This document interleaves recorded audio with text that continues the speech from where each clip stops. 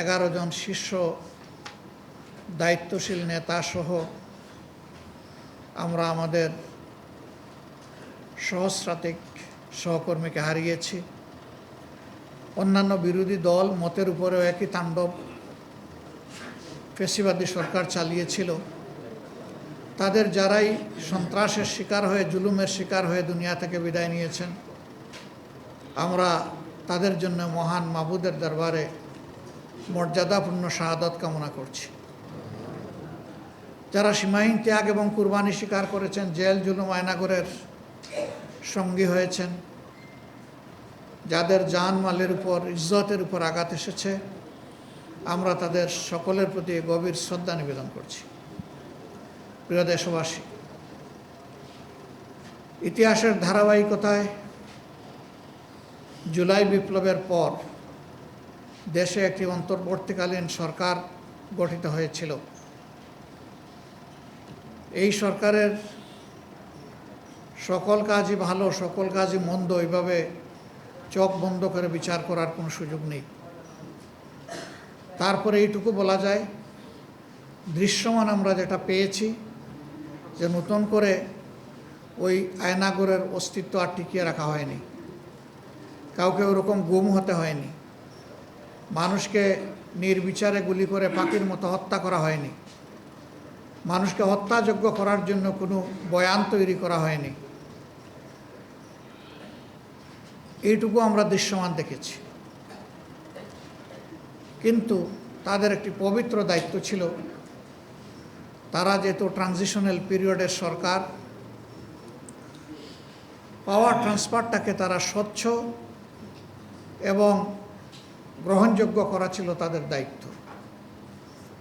কার্যত এই দায়িত্ব তারা পালন করতে পারেননি, এই দায়িত্বে পালনে তারা ব্যর্থ হয়েছে।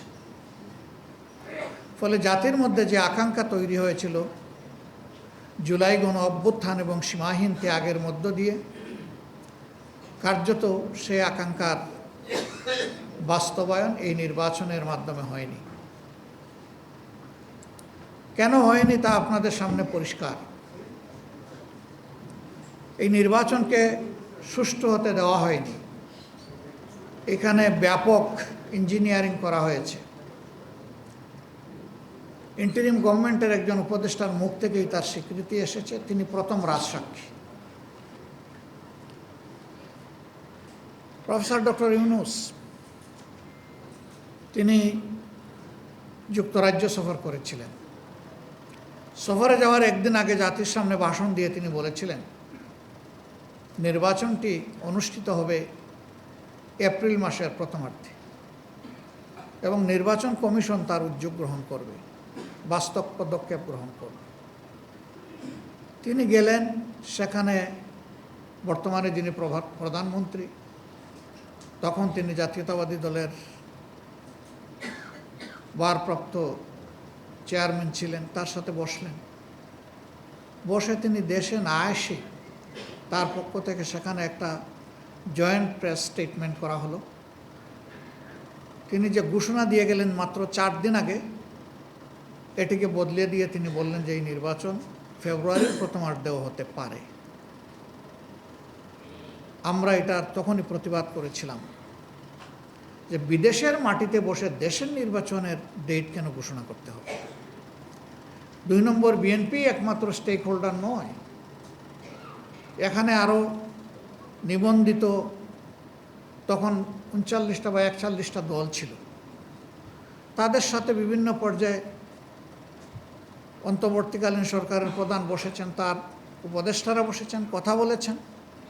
এই সব কিছুর পরেই তো তিনি একটা ঘোষণা দিয়ে বিদেশ গিয়েছিলেন। তিনি কারোর সাথে কথা না বলে শুধু একটা দলের নেতার সাথে কথা বলে সেটা কেন বদলাতে যাবেন? এইটাকে আমরা একটা অসুস্থ প্র্যাকটিস বলে উল্লেখ করেছিলাম এবং বলেছিলাম যে তিনি একটা ভুল বার্তা জাতিকে দিয়ে এসেছেন। তারই ধারাবাহিকতায় নির্বাচনী ইঞ্জিনিয়ারিং হয়েছে। এখন শুধু বিগত ইন্টারিম গভর্নমেন্টের উপদেষ্টাই নয়, বরঞ্চ স্বয়ং সরকারেরই একজন প্রতিমন্ত্রী তিনিও বলে ফেলেছেন যে আন্দোলন করেছে ছাত্র যুব সমাজ, আমরাও ছিলাম, তবে প্রফেসর ডক্টর ইউনূস ক্যাপ্টেইনের হাতে যুক্তরাজ্যে গিয়ে তিনি ট্রফি তুলে দিয়ে এসেছেন। ট্রফি যদি ওখানেই তুলে দেওয়া হয় তাইলে আর নির্বাচন থাকলো কোথায়? এটি দ্বিতীয় রাজসাক্ষী। এর মাধ্যমে এটা প্রমাণিত হয়ে গেল যে নির্বাচনে যোগসাজশের মাধ্যমে ব্যাপক অনিয়ম করে জনগণের প্রত্যাশার কবর রচনা করা হয়েছে।